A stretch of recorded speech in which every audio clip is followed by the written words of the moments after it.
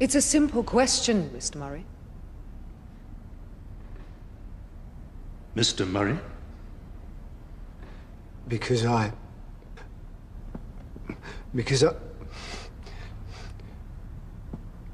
know her.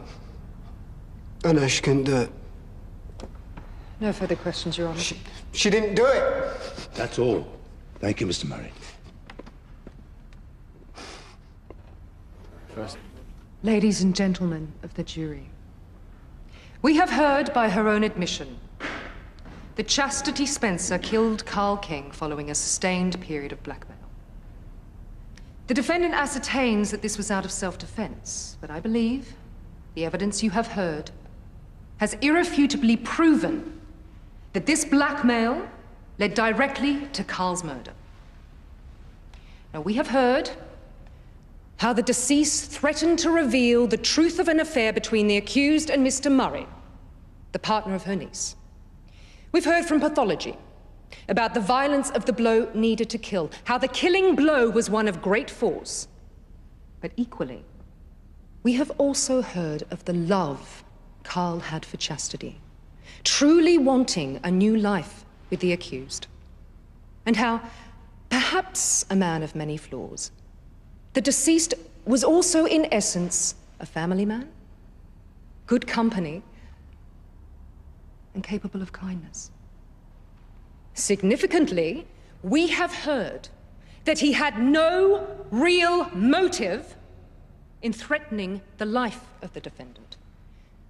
And finally, in using his love of her to lure Carl into a sham wedding, we have heard how Mrs. Spencer has already proven herself capable of exacting an extreme and extraordinarily cruel act of revenge upon the deceased.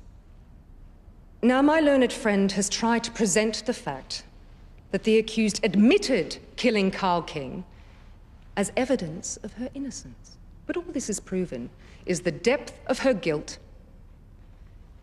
Guilt felt, having callously taken the life of a man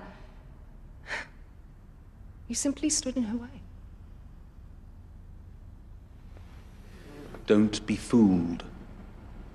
Carl didn't love Chastity. He was dangerously and irrationally obsessed with her. This was a man who was so unstable, he had convinced himself that despite persecuting the accused with cruel threats and blackmail, she would still come to love him.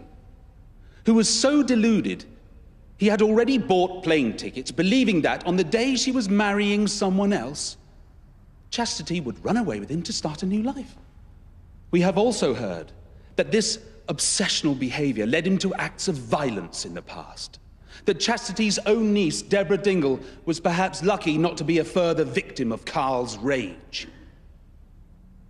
Despite all this, the prosecution has tried to paint a picture of Carl as, in essence, a family man. Yet even by his own brother's admission, we have heard just how violent and cruel the real Carl could be. Chastity has freely admitted that she may have struck the blow that ended Carl's life. She will have to live with the guilt of that for the rest of her life. But this was no vicious, premeditated assault. It was the act of a desperate and frightened woman whose only crime was to fall in love with someone she shouldn't. I urge you to acquit her.